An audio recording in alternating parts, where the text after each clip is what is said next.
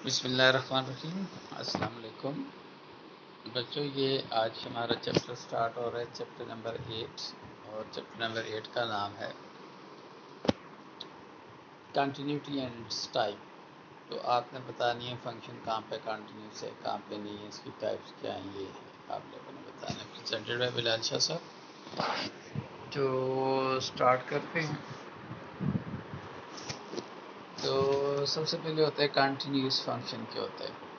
Function हमारे पास एक continuous होता है एक पॉइंट ए के ऊपर। अगर इस पॉइंट के ऊपर ये फंक्शन डिफाइंड हो, इसी पॉइंट के ऊपर इसकी लिमिट एग्जिस्ट कर रही हो और ये दोनों आपस में बराबर हों, जो डिफाइंड का आंसर है वही एग्जिस्ट का आंसर है। अगर ये दोनों आपस में बराबर आ गए तो इसका मतलब होगा फंक्शन।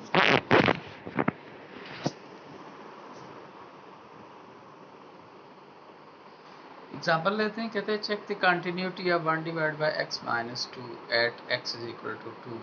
सो माइनस एक्स का माइनस 2 पुट किया तो 1 divide by minus two 0, 1 divide by 0 undefined. तो कंटिन्यूटी के लिए मैंने दो बातें बताई थी। नंबर एक के डिफाइंड होना चाहिए, तो डिफाइंड ही नहीं है तो इसका मतलब है फंक्शन कंटिन्यूस नहीं है। So function is not continuous at x is equal to 2।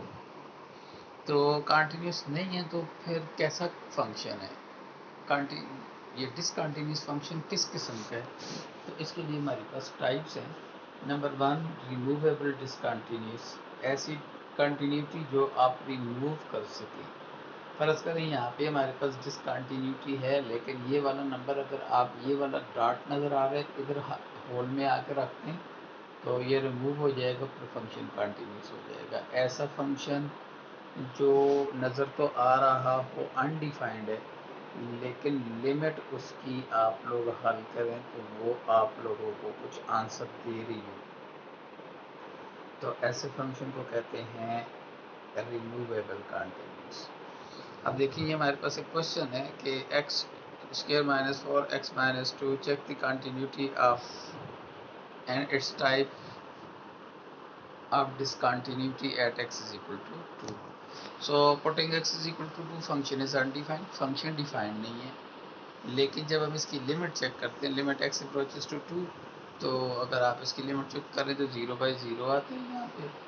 यहाँ पे अगर आप डायरेक्ट x की अगर 2 पुट करें तो 0/0 आते हैं। 0/0 और इसका मतलब हम क्वेश्चन आगे हल करना है।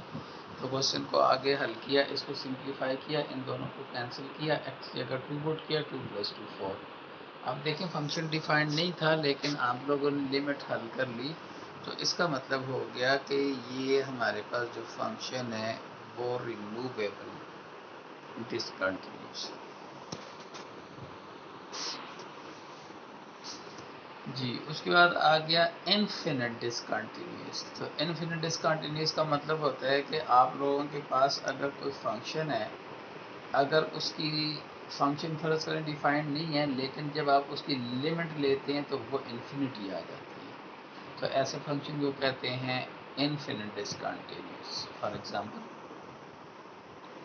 ये मेरे पास एक फंक्शन है x is equal to 2, check continuity if not discuss the discontinuity. तो फंक्शन कंटिन्यूस नहीं है क्योंकि मैंने 2 पुट किया तो इन्फिनिटी आ गया। अब मैं इसकी लिमिट चेक करता हूँ, लिमिट पुट की तो आंसर 1/0 आता है। 1/0 इन्फिनिटी के बराबर होता है। जब लिमिट इन्फिनिटी आ जाए, जब कोई लिमिट कोई नंबर आ जाता है तो वो रिमूवेबल डिसकंटिन्यूटी होती है। अगर लिमिट आप लोगों के पास इन्फिनिटी आ जाए तो इसको कहते हैं इनफिनिट डिसकंटिन्यूस। ये इनफिनिट डिसकंटिन्यूटी है। ठीक हो गया। तीसरी टाइप है फंक्शन की जंप डिसकंटिन्यूस। जंप डिसकंटिन्यूस क्या होती है, जब आपके पास लेफ्ट हैंड लिमिट और राइट हैंड लिमिट बराबर ना आ रही हो। अब मसला ये है कि हम लेफ्ट हैंड लिमिट और राइट हैंड लिमिट क्यों लेते हैं।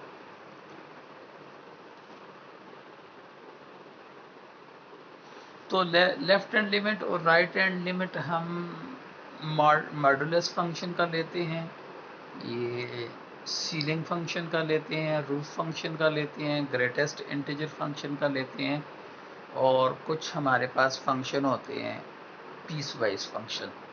तो इन सारे फंक्शन का हम ये वैसे इनका नहीं पता चलता कि ये कंटिन्यूस है कि नहीं है, तो हम इसकी लेफ्ट हैंड लिमिट भी लेते हैं और इसकी राइट हैंड लिमिट लेते हैं, तो तब हमारा मसला हल होता है, वैसे मसला नहीं आता। सो अब देखें ये फंक्शन मार्ड है, तो मार्ड के लिए हमने क्या करना है, कंटिन्यूटी इसकी चेक करनी है। सबसे पहले तो हम ज़ीरो पे चेक करेंगे, ज़ीरो पे इसकी कंटिन्यूटी चेक करनी है।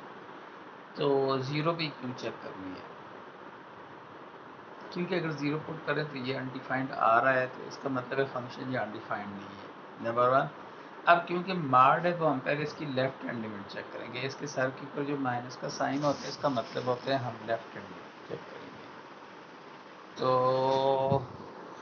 लेफ्ट हैंड लिमिट को अगर आप गौर से देखें तो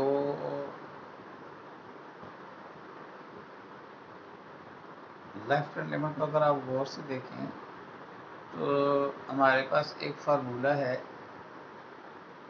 फार्मूला ये कहता है कि अगर आप लोगों के पास ये -0 हो तो ये मार्ड ऑफ x माइनस एक्स हो जाएगा, और अगर ये +0 हो, 0 के ऊपर प्लस हो, तो ये मार्ड ऑफ x जो है वो पॉजिटिव ही रहेगा। तो ये देखें आप लोगों के पास आ गया पॉजिटिव मार्ड आपने लगाया तो प्लस आ गया, ये कैंसिल होके बाना आ गया। एक आंसर आप लोगों के पास आ रहा है -1 और दूसरा आंसर आ रहा है 1।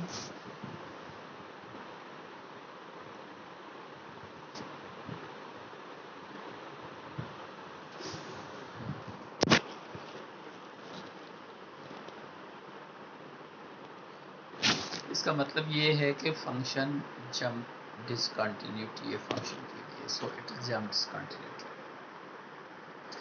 अगर कोई फंक्शन एंड की ऊपर कंटिन्यूस ना हो, एक एंड की ऊपर या दोनों के ऊपर, तो इसको कहते हैं and discontinuous, and point discontinuous. फर्ज करें ये मेरे पास एक इंटरवल है और ए के ऊपर फंक्शन कंटिन्यूस है लेकिन बी के ऊपर कंटिन्यूस नहीं है, तो ये एंड पॉइंट डिसकंटिन्यूटी होगी।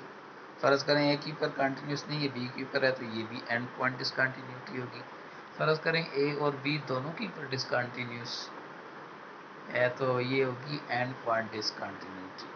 ओके, ग्राफ भी दिए हुए, इसको भी देख लें, तो ये भी एंड पॉइंट डिसकंटिन्यूटी बताते हैं। एग्जाम्पल दी कि ये मेरे पास अगर फंक्शन है -1 से 1 चेक करें फंक्शन कंटिन्यूस है कि नहीं है। तो अगर हम -1 के लिए चेक करें तो इन्फिनिटी देता है, लिमिट x अप्रोचेस टू -इन्फिनिटी पुट करें तो इन्फिनिटी आता है। इसका मतलब है कि ये -1 के ऊपर फंक्शन कंटिन्यूस नहीं है। अगर -1 के ऊपर फंक्शन कंटिन्यूस नहीं है तो ये टाइप क्या बनती है, एंड पॉइंट डिसकंटिन्यूटी। 1 के ऊपर कंटिन्यूस है तो उसको मैंने चेक नहीं किया क्योंकि वो ऑलरेडी कंटिन्यूस है। आप चेक कर सकते हैं, 1 पुट करेंगे तो आंसर 1 आएगा, लिमिट लेंगे तो भी आंसर 1 आएगा, तो इसका मतलब क्या है, वो कंटिन्यूस है 1 के ऊपर। तो ये जो है एंड पॉइंट डिसकंटिन्यूटी सिर्फ एक पॉइंट के ऊपर है, दैट इज -1। मिक्स डिसकंटिन्यूटी, ऐसा फंक्शन जिसमें एक से ज़्यादा डिसकंटिन्यूटी की टाइप्स आ जाए। फर्ज करें रिमूवेबल भी है और साथ में जंप भी है, तो ऐसी डिसकंटिन्यूटी को हम कहते हैं मिक्स डिसकंटिन्यूटी। कोई भी दो डिसकंटिन्यूटी इकट्ठी होके आ जाए इसकी टाइप, तो हम इसको मिक्स डिसकंटिन्यूटी कहते हैं। ठीक है, कंटिन्यूस की हमारे पास कोई थ्योरम है, प्रूफ तो नहीं करेंगे लेकिन ये थ्योरम याद रखना है। अगर f और g कंटिन्यूस हैं तो c अगर एक कांस्टेंट f के साथ मल्टीप्लाई करें तो वो भी कंटिन्यूस होगा। f और g को प्लस करेंगे तो भी कंटिन्यूस होगा, f और g को माइनस करेंगे तो भी कंटिन्यूस होगा, f और g को मल्टीप्लाई करेंगे तो भी कंटिन्यूस होगा, f और g को डिवाइड करेंगे तो भी कंटिन्यूस होगा, लेकिन g 0 के बराबर होगा। जहाँ g 0 के बराबर होगा उन पॉइंट के ऊपर डिसकंटिन्यूस नहीं होगा। तो यहाँ g वाली डेफिनेशन आगे हम अक्सर लगाएंगे, लिखेंगे function is discontinuous when g is equal to 0। तो डिवाइड में जो भी नंबर हो उसको 0 के बराबर लें तो आपको नंबर ऑफ डिसकंटिन्यूटी के पॉइंट्स पता चल जाएंगे। और f की पावर अगर 1/n है तो इसका मतलब होगा कि a के ऊपर फिर क्या है, डिफाइंड है। अगर ये कंटिन्यूस है तो ये a के ऊपर डिफाइंड भी होगा। What is a is the point where we check the continuity of the function. ठीक हो गया। उसके बाद हमारे पास आता है constant function is always continuous. कोई भी कांस्टेंट फंक्शन हो, जिस तरह 1 2 c, ये सारे कांस्टेंट फंक्शन है, ये कांस्टेंट फंक्शन कंटिन्यूस होते हैं। आइडेंटिटी फंक्शन का मतलब होता है f of x is equal to x, it is also continuous everywhere. Polynomial मतलब है कोई भी एक्स का, फ़र्ज़ करें x cube, x square, x की पावर 5, एक्स की पावर 10, कोई इस तरह की एक इक्वेशन बनती है तो इसको पोलिनोमियल कहते हैं। तो सारे पोलिनोमियल कंटिन्यूस होते हैं। अगर आप लोगों के पास दो पोलिनोमियल हैं एफ़ और जी, अगर आप उनको डिवाइड करें तो एफ़ डिवाइड बाय जी, इसको कहते हैं रैशनल फंक्शन। तो ये रैशनल फंक्शन भी कंटिन्यूस होता है बशर्त ये कि जी ज़ीरो के बराबर ना हो। अगर जी ज़ीरो के बराबर ना हो तो फिर कंटिन्यूस होता है। मतलब है continuous everywhere except where g is equal to zero. जहाँ जी ज़ीरो है वहाँ कंटिन्यूस नहीं है, बाकी हर जगह कंटिन्यूस है। तो f of x is continuous on a b. अगर f of x continuous on a b है then f of x is continuous on open interval a b. अगर क्लोज इंटरवल के ऊपर कंटिन्यूस है तो पक्की बात है ओपन के ऊपर भी क्या होगा, कंटिन्यूस होगा। इंटरमीडिएट वैल्यू थ्योरम आगे इस्तेमाल तो नहीं होता, चलें फिर भी पढ़ लेते हैं। इंटरमीडिएट वैल्यू थ्योरम में इस तरह होता है कि आप लोगों के पास एफ एक फंक्शन होता है जो ए और बी के ऊपर डिफाइंड होता है, जबकि ए और बी कभी आपस में बराबर, एफ ऑफ ए और एफ ऑफ बी आपस में बराबर नहीं होंगे। फिर एक नंबर सी ए बी में होगा, ये ऐसा नंबर होगा कि ये आप लोगों को वो आंसर देगा f x not is equal to c. कोई एक नंबर इन दोनों के दरमियान होगा जो हमारे पास आंसर दे देगा f of x is equal to c. अगर f continuous on a b, f of a and f of b के अपोजिट साइन हैं तो ये इक्वेशन, ये वाला सी ज़ीरो हो जाएगा अगर अपोजिट साइन हुए तो। अगर बराबर नहीं है तो सी होगा, अगर बराबर नहीं है तो सी होगा, अगर अपोजिट साइन होगा मतलब इसका आंसर पॉजिटिव हो उसका आंसर नेगेटिव हो, या इसका आंसर नेगेटिव हो इसका आंसर पॉजिटिव हो, तो फिर सी ज़ीरो के बराबर हो जाएगा। तो ये इक्वेशन आप रूट फाइंड करने के लिए इस्तेमाल होते हैं। एक्सट्रीम वैल्यू कहते हैं अगर फंक्शन कंटिन्यूस है तो इसका अपर बाउंड भी एग्जिस्ट करेगा, इसका लोअर बाउंड भी एग्जिस्ट करेगा। मतलब ये कि अगर फंक्शन कंटिन्यूस है तो इसकी एक सबसे बड़ी वैल्यू भी होगी और एक सबसे छोटी वैल्यू भी होगी, तो इसको एक्सट्रीम वैल्यू थ्योरम कहते हैं। तो इस एक्सरसाइज में हमने जो क्वेश्चन करने हैं वो 1, 2, 4, 5, 6, 8 मतलब है 3 और 7 क्वेश्चन नहीं करना, बाकी सारे क्वेश्चन करने हैं। क्वेश्चन नंबर 1,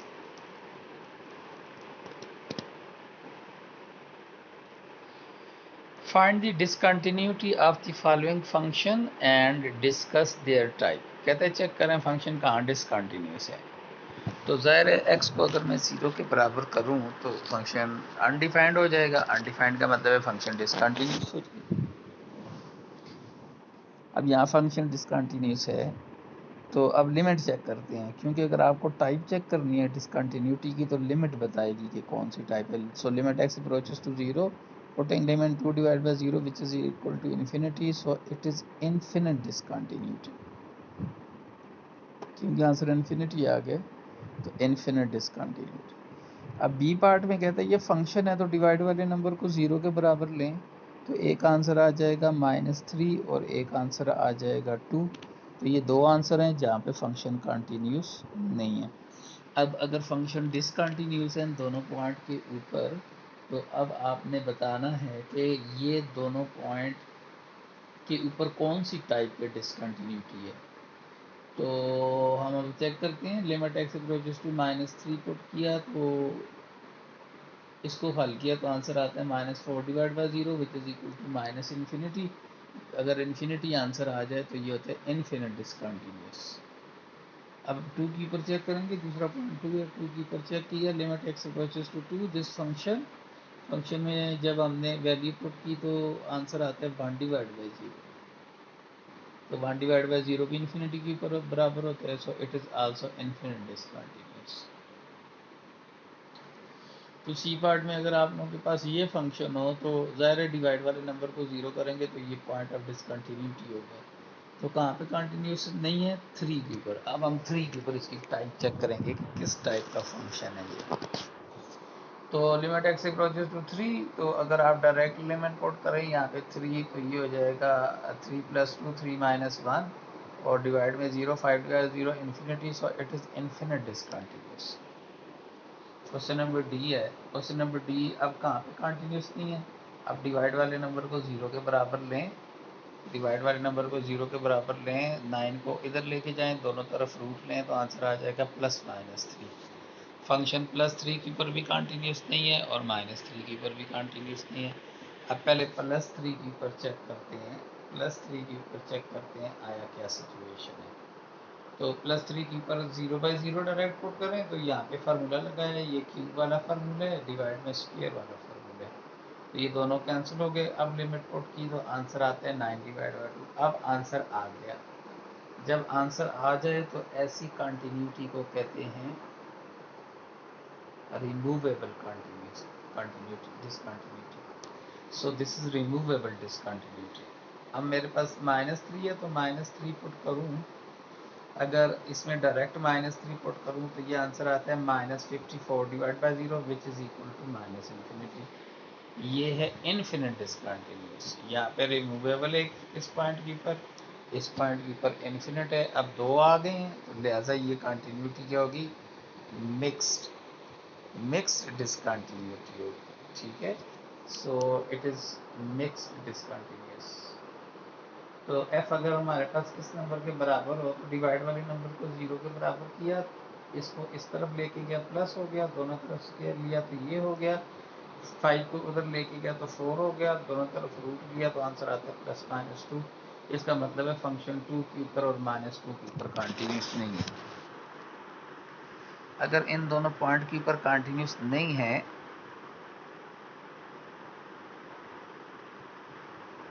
तो चेक करते हैं कौन सी टाइप की डिसकंटिन्यूटी है।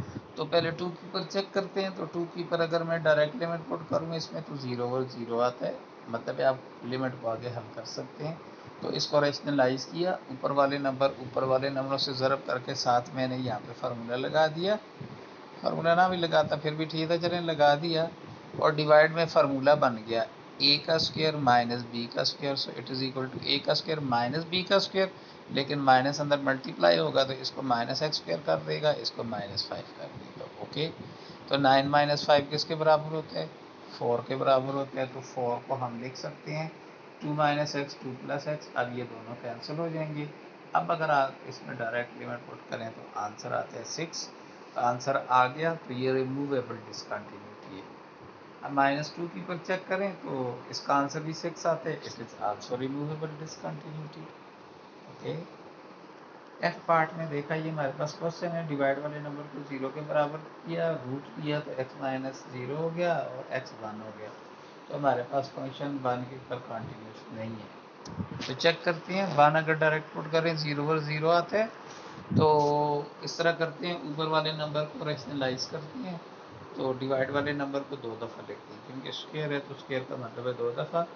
तो यहाँ x था तो मैंने +2x - x लिखा। अब रही ये इसको फैक्टराइज किया, यहाँ से x कामन किया, यहाँ से -1 कामन किया, यहाँ से x + 2 कामन किया, बाकी x - 1 बच गया। x - 1 से कैंसिल हो गया। अब आप लिमिट पुट करें तो 1 + 3 divide by 1 - 1, 3 divide by 0 it is equal to infinity. So it is infinite discontinuous, क्योंकि इन्फिनिटी आ गया तो इन्फिनिट डिसकंटिन्यूस हो गया।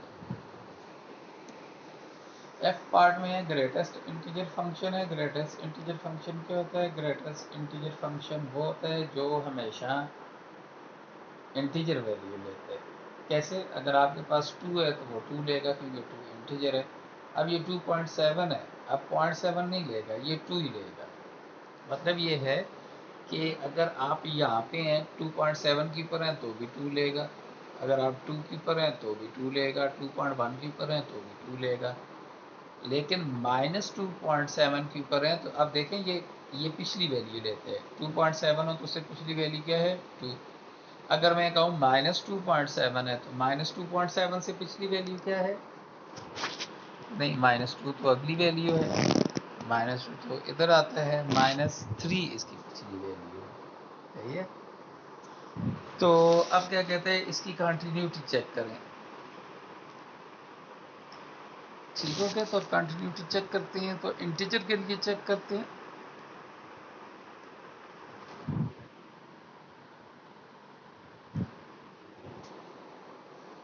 अच्छा, जीरो के लिए चेक करते हैं पहले। तो considering x is equal to zero, first अगर आप यहाँ पे जीरो पुट करें तो जीरो खुद ही इंटीजर है, ये जीरो के बराबर हो जाएगा। अब चूंकि ये आप लोगों के पास फंक्शन है, इसको ग्रेटेस्ट इंटीजर फंक्शन भी या ब्रैकेट फंक्शन भी कहते हैं, तो अगर आप इसकी लेफ्ट हैंड लिमिट चेक करें, लेफ्ट का मतलब है आप x जीरो में से कोई थोड़ी सी चीज़ कम करें। जीरो में से अगर कोई थोड़ी सी चीज़ कम करेंगे तो क्या आंसर आएगा, आपका क्या ख्याल है? ये देखें, जीरो में से अगर थोड़ी सी चीज़ कम करें यहाँ से तो ये आंसर आ जाएगा -0.000001। कम करें माइनस आ गया, लेकिन ग्रेटेस्ट इंटीजर फंक्शन तो अगर -0 है तो ये -1 लेगा। इसी तरह अगर आप प्लस, प्लस का मतलब है कि x में जीरो में कोई थोड़ी सी चीज़ प्लस करें, तो मैं ये प्लस करता हूँ 0.001 प्लस करूँ जीरो में तो ये आंसर आएगा 0.001। अब चूंकि ग्रेटेस्ट इंटीजर फंक्शन है तो 0.001 से पीछे कौन सा नंबर है? जीरो। 0.1 से पीछे जीरो है, लिहाजा ये आंसर लेगा जीरो। लेफ्ट हैंड लिमिट और राइट हैंड लिमिट आपस में बराबर नहीं है, लिहाजा ये फंक्शन जीरो के ऊपर जंप डिसकंटिन्यूटी रखता है। ये फंक्शन जीरो के ऊपर जंप डिसकंटिन्यूटी रखता है। सही हो गया। At x is equal to 0 also jump discontinuous for every integer value। ये तो मैंने जीरो एक वैल्यू ली थी ना, तो ये जीरो के लिए से जंप डिसकंटिन्यूटी बनाई, लेकिन हर इंटीजर वैल्यू मतलब 1 पुट करेंगे तो उसके लिए भी बनाएगा, 2 पुट करेंगे तो उसके लिए भी, 5 पुट करेंगे तो उसके लिए भी, -1 पुट करेंगे तो उसके लिए, सबके लिए जंप डिसकंटिन्यूस कंटिन्यूटी बनाएगा। तो अगला क्वेश्चन है कि अगर आप लोगों के पास x minus bracket function of x हो तो फिर क्या करेंगे? तो इस दफ़ा मैं फ़र्ज़ करें 5 के लिए चेक करता हूँ। तो 5 के लिए चेक किया जीरो, अब इसकी लेफ्ट हैंड लिमिट चेक की। लेफ्ट हैंड लिमिट का मतलब होता है कि आप इसमें कोई थोड़ा सा नंबर ऐड कर रहे हैं, मैं h को ऐड, थोड़ा सा नंबर माइनस कर रहे हैं, ऊपर माइनस है तो माइनस कर रहे हैं, तो h में से थोड़ा सा नंबर माइनस करें। यहाँ ब्रैकेट फंक्शन में आए ज़रा और लिखें 5 माइनस 0.1, तो क्या आंसर आ जाएगा? 4.909 या 90। तो 4.9 में एक पिछली वैल्यू लेगा, 4.9 की पिछली वैल्यू क्या है? इंटीजर वैल्यू लेगा 4, लिहाजा ये आपके पास ये वाला आंसर लेगा 4, और यहाँ पे आप h की जगह 0 पुट करें तो 5 माइनस 4 इज इक्वल टू 1। अब आप इसकी राइट हैंड लिमिट चेक करें। राइट हैंड लिमिट का मतलब है कि आप 5 में कोई थोड़ा सा नंबर प्लस करें। फ़र्ज़ करें आप 0 प्लस 1 प्लस करते हैं, तो यहाँ पे क्या हो जाएगा? प्लस करेंगे तो यहाँ पे अगर थोड़ा सा नंबर प्लस करेंगे तो क्या हो जाएगा? 5.1। अब 5.1 की इंटीजर वैल्यू पिछली होगी, पिछली वैल्यू कौन सी है? 5.1 से पीछे कौन सा इंटीजर है? 5 है, ज़ाहिर है। तो 5 हो गया, और यहाँ पे h में 0 पुट करेंगे तो 5 माइनस 5 0 होता है। लेफ्ट हैंड लिमिट और राइट हैंड लिमिट बराबर नहीं है, तो ये भी जंप डिसकंटिन्यूटी है। ये तो मैंने 5 के लिए चेक किया, तो हर नंबर के लिए ये क्या है? जंप डिसकंटिन्यूटी है।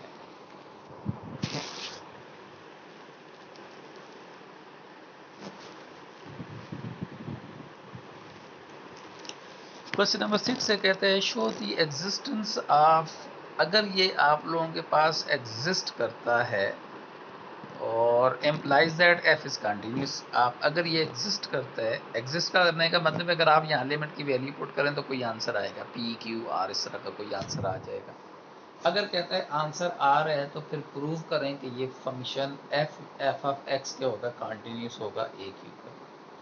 तो हम इसको इस तरह लिख सकते हैं, limit h approaches to zero, ऊपर वाले नंबर को मैं सिर्फ लिख रहा हूँ, ऊपर वाले नंबर को लिखा तो x plus h minus f of a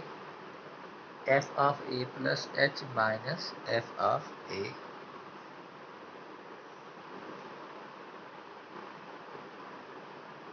तो h को डिवाइड भी कर दें, h को मल्टीप्लाई भी कर दें, तो ये नंबर ऑलरेडी उसने बताया हुआ है क्वेश्चन में कि इसका आंसर आर है, तो मैं इसको अलग कर देता हूँ, दूसरे को अलग कर देता हूँ।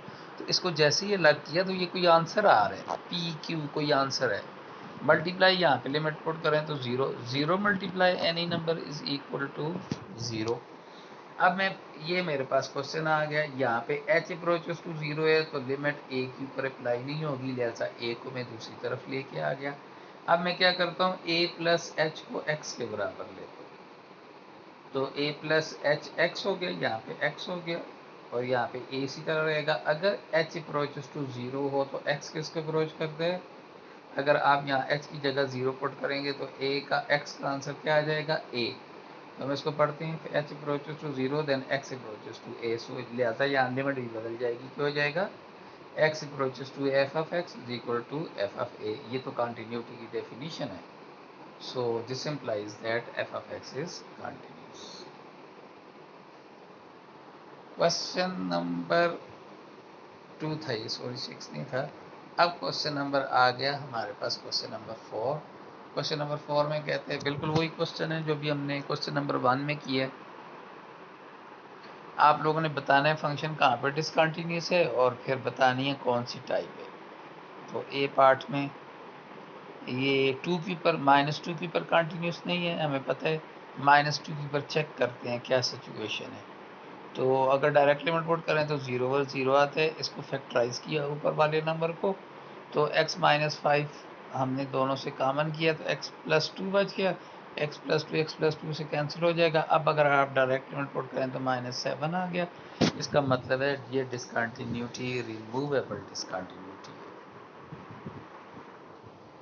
जी। पीस वाइज फंक्शन आ गया, ये हमारे पास पीस वाइज फंक्शन है। पीस वाइज फंक्शन आ गया तो मैंने बताया था पीस वाइज फंक्शनों में कुछ पीस वाइज फंक्शन ऐसे होते हैं जो आप जिनके ऊपर आप लेफ्ट हैंड लिमिट और राइट हैंड लिमिट लेते हैं। ये वो वाले पीस वाइज फंक्शन होते हैं जिसमें x की वैल्यू लेस देन और इक्वल में यहाँ दी हुई हो, तो फिर यहाँ पे आप लेफ्ट और राइट हैंड लिमिट चेक करते हैं।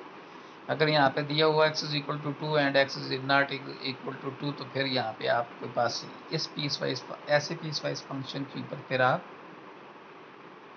मतलब जिसमें इक्वल और अनइक्वल दिया होगा तो वहाँ पे आपने left and right hand limit नहीं चेक करनी, right and left hand limit वहाँ चेक करनी है पीस वाइज फंक्शन में जहाँ ग्रेटर और लेस की वैल्यू होगी। तो ये ग्रेटर और लेस 2 की पर है, लिहाजा आपने कंटिन्यूटी की 2 की पर चेक करनी चाहिए। तो अगर आप 2 पुट करें, इक्वल का मतलब है यहाँ इक्वल है तो x इज इक्वल टू 2, तो यहाँ 2 पुट किए तो 2 प्लस 3 इज इक्वल टू 5।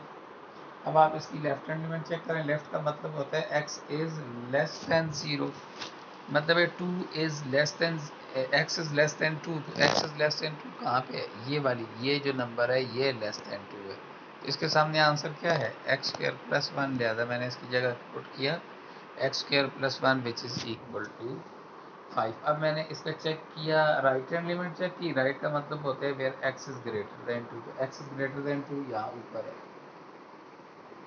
तो ये बराबर किसके है, x प्लस 3 के।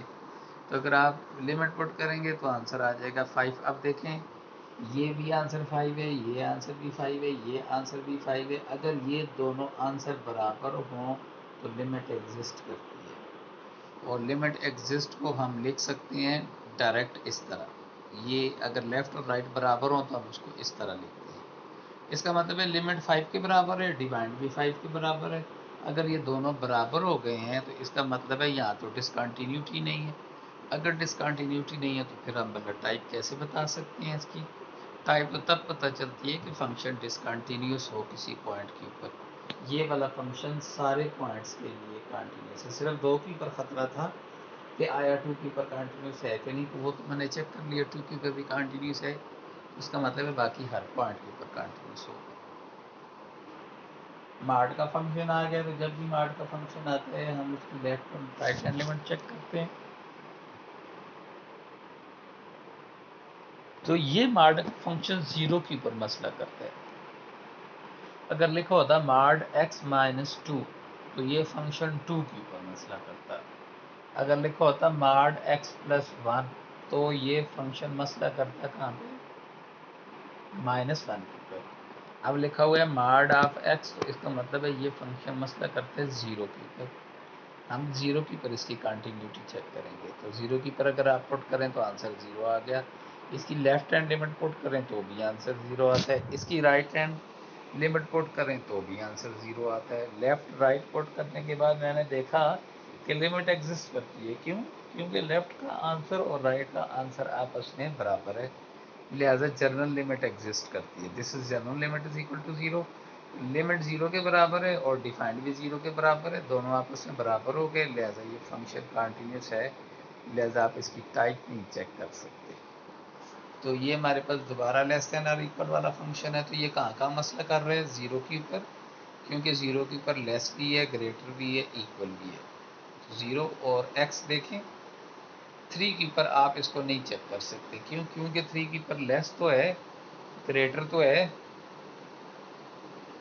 लेकिन इक्वल नहीं है इनमें, लिहाजा आप थ्री के ऊपर नहीं चेक कर सकते, सिर्फ आप ज़ीरो के ऊपर चेक कर सकते हैं। So checking continuity at x is equal to zero. So f of zero, तो ज़ीरो कहाँ है इक्वल, यहाँ पे है, तो यहाँ ज़ीरो पुट करें, zero minus one is equal to minus one. तो आए लेफ्ट हैंड लिमिट चेक करते हैं। लेफ्ट हैंड लिमिट का मतलब होता है where x is less than zero. तो एक्स लेस देन ज़ीरो कहाँ है, यहाँ। तो हमने क्या किया, यहाँ पुट किया, तो आंसर आ गया minus one. Positive limit check की, तो पॉजिटिव लिमिट का मतलब होता है where x is greater than zero, तो ग्रेटर देन ज़ीरो यहाँ है, तो लिमिट पुट की तो माइनस टू।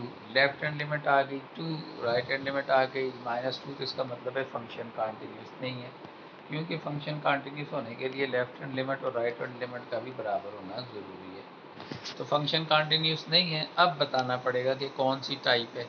तो इसमें लेफ्ट और राइट बराबर नहीं है, लिहाजा जंप डिसकंटिन्यूटी है। ये हमारे पास क्वेश्चन है, कहते हैं आप ज़ीरो के बराबर लें तो प्लस माइनस वन आते हैं, तो पहले प्लस वन के ऊपर चेक करते हैं। तो लिमिट पुट की तो इन्फिनिटी आ गया, तो हमें पहले से पता है कि वन और माइनस वन के ऊपर जो है वो कंटिन्यूस नहीं है।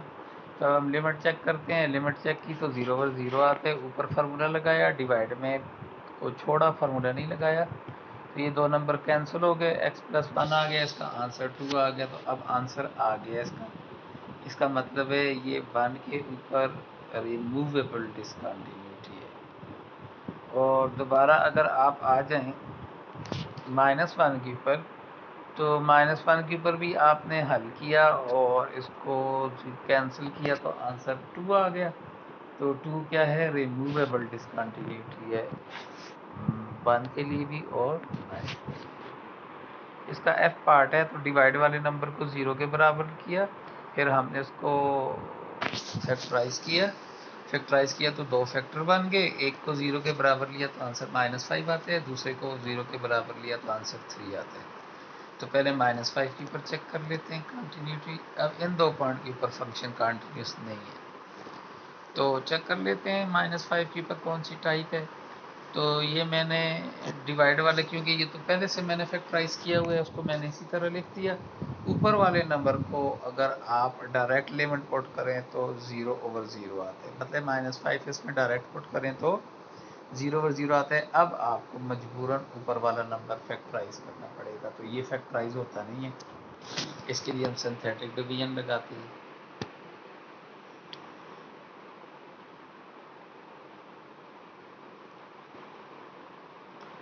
सिंथेटिक डिवीजन में एक्स क्यूब की पावर, सबसे पहले बड़ी पावर एक्स क्यूब है, इसके साथ वन है, एक्स स्क्र के पास वन है, एक्स के पास माइनस 70 है, जो बाकी बच गया वो 15 है, सही है। तो हम पहले माइनस फाइव के साथ चेक करते हैं, ये मुख्तलिफ नंबरों के साथ चेक करते हैं, जो जिसके साथ आंसर यहाँ ज़ीरो आ जाए वो हमारा फैक्टर होगा। तो मुझे पता है माइनस फाइव अगर करें तो ज़ीरो आते हैं, तो इसको स्टार्ट कैसे करते हैं, पहले नंबर के साथ हमेशा ज़ीरो लिख के उन दोनों को जमा करते हैं, one plus zero is equal to one. यहाँ पे जो आंसर आएगा नीचे वो माइनस फाइव से ज़रब होगा, one multiply minus five is equal to minus five, इन दोनों को जमा करें तो answer minus four, minus four multiply minus five is equal to 20, इन दोनों को जमा करें तो is equal to five. Three multiply minus five is equal to 15 और 15 minus 15 is equal to zero. So एक आंसर आ गया हमारे एक्स का, एक आंसर आ गया x is equal to minus five. X is equal to minus five को हम इस तरह भी लिख सकते हैं, x plus five is equal to zero, तो ये आगे लिखूंगा इसलिए बता रहा हूँ। अब ये आंसर आ गए। अब इसमें मैं थ्री को चेक करता हूँ, तो पहले नंबर हमेशा ज़ीरो को प्लस करें, तो zero plus one plus zero is equal to one, three से मल्टीप्लाई करें तो थ्री आज one multiply three is equal to three, इन दोनों को जमा करें तो आंसर आता है minus one. 3 multiply -1 is equal to 3, इन दोनों को जमा करें 0 तो 3 भी रूट हो गया। इसका मतलब है x का दूसरा आंसर आ गया 3। तो x इज इक्वल टू 3 का मतलब होता है x minus 3 is equal to 0। अब 1 के लिए चेक करते हो तो 1 पहले 0 लिखा तो 1 आंसर आ गया, 1 को 1 से ज़रूरत दी, -1 + 1 0, तो 1 भी रूट है तो x का तीसरा आंसर आ गया x is equal to 1। x is equal to 1 का मतलब होता है x माइनस 1। अब ये 3 फैक्टर बने हैं तो 3 फैक्टरों को मैंने लिखा है। देखें x इज इक्वल टू -5 तो +5 हो जाएगा, ये इस तरफ जाएगा तो -3 हो जाएगा, इस तरफ जाएगा तो -1 होगा। इसलिए ऊपर वाले नंबरों को लिखा हुआ है x + 5। यहाँ से देखकर ये देखें इस तरह लिखते हैं इसको x + 5 x - 3 x - 1, तो ये 2 नंबर इससे कैंसिल हो गए। अब अगर आप लिमिट पुट करें तो आंसर -6 आता है, इसका मतलब है ये रिमूवेबल डिसकंटिन्यूटी है। इसी तरह अगर आप 3 के लिए चेक करें तो दोबारा 0/0 आता है, तो ये मैंने फैक्टराइज किए हुए हैं पहले से, मैंने वैल्यूज़ लिखी तो दोनों नंबर आपस में कैंसिल हो गए और x जगह 3 पुट किया तो 2 आंसर आता है। इसका मतलब है ये भी रिमूवेबल डिसकंटिन्यूटी है। तो अब चेक करते हैं जी पार्ट को, x³ - 7x, तो x³ - 7x it is polynomial of degree 3। तो हमने ऊपर पढ़ा था कि सारे पोलिनोमियल कंटिन्यूस होते हैं।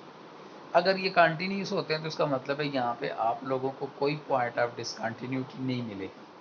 अगर पॉइंट ऑफ डिसकंटिन्यूटी नहीं मिलेगा तो फिर आप टाइप भी नहीं चेक कर सकते, लिहाजा लिखते हैं function is continuous.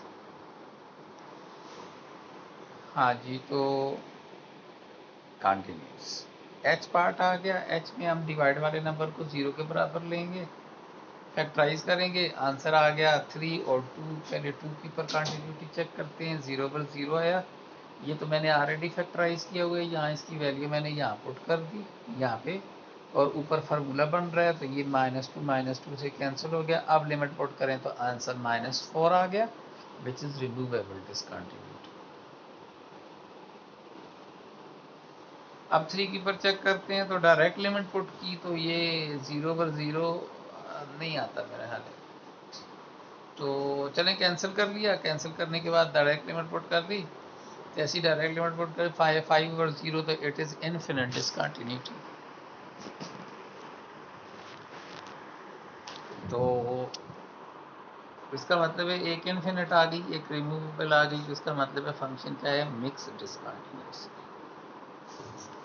I part में कहते हैं ये क्वेश्चन है तो डिवाइड वाले नंबर को 0 के बराबर लिया, उसको फैक्टराइज किया, 2 फैक्टर बन गए, एक फैक्टर -3 आंसर दे रहा है, एक -1। तो पहले -1 की पर कंटिन्यूटी चेक कर लेते हैं। डायरेक्ट लिमिट पुट की 0/0, ऊपर वाले नंबर को फैक्टराइज किया तो आंसर आ गया। अब -1 +1 को +1 से कैंसिल कर दिया। अब अगर आप यहाँ पे लिमिट पुट करेंगे तो आंसर आ जाएगा 1/2। This implies that function is removable discontinuous.